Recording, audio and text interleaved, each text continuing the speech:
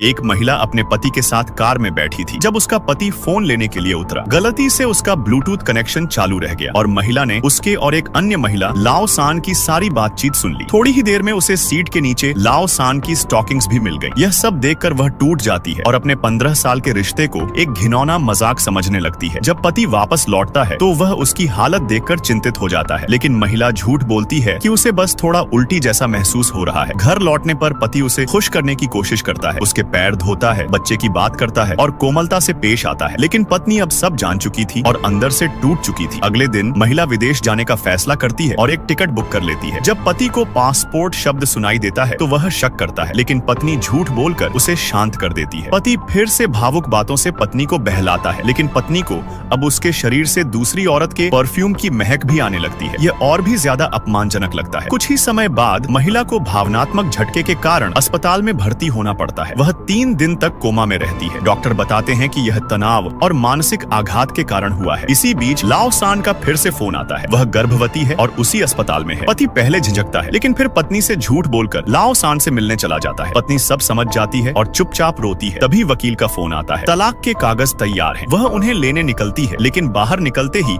एक भयानक दृश्य देखती है जो स्पष्ट नहीं बताया गया, लेकिन यह कुछ अपमानजनक था। इसके बाद कई बार दिखाया जाता है कि महिला यह सुनकर, यानी उसे एक के बाद एक झटके लगते हैं, शायद धोखे से जुड़ी और भी बातें सामने आती हैं। फिर लाओ सान और उसका पति आपस में बात करते हैं। वह उसे शांत कर रहा है क्योंकि वह प्रेग्नेंट है। माफी के तौर पर उसे बैग खरीद कर देने की बात करता है, लेकिन वह कहती है कि वह पैसे की भूखी नहीं है। औरत शायद उसके साथ फिर से शारीरिक संबंध चाहती है। इस बीच पति घर लौटता है और पत्नी को सब कुछ साफ साफ बता देता है कि वह जानता है पत्नी और लिनजियान शायद कोई और आदमी के बारे में। वह तलाक की बात करता है, माफी मांगता है, लेकिन पत्नी का नंबर अब बंद हो चुका होता है। पति टूट चुका है, रो रहा है। बैंक से पता चलता है कि पत्नी का अकाउंट भी बंद हो गया है। वह कहता है, मैं तलाक नहीं मानता, लेकिन तुम्हें ढूंढ निकालूंगा। फिर उसे एक गिफ्ट मिलता है। वह खोलना चाहता है, लेकिन बताया जाता है कि इसे 1 हफ्ते बाद खोल सकते हैं। वह पूछता है, उसने मुझे ये क्या दिया? और जवाब मिलता है, ये हमारी शादी की अंगूठी है, लेकिन अब वह अंगूठी किसी और को दे दी गई है। कहानी वहीं खत्म होती है।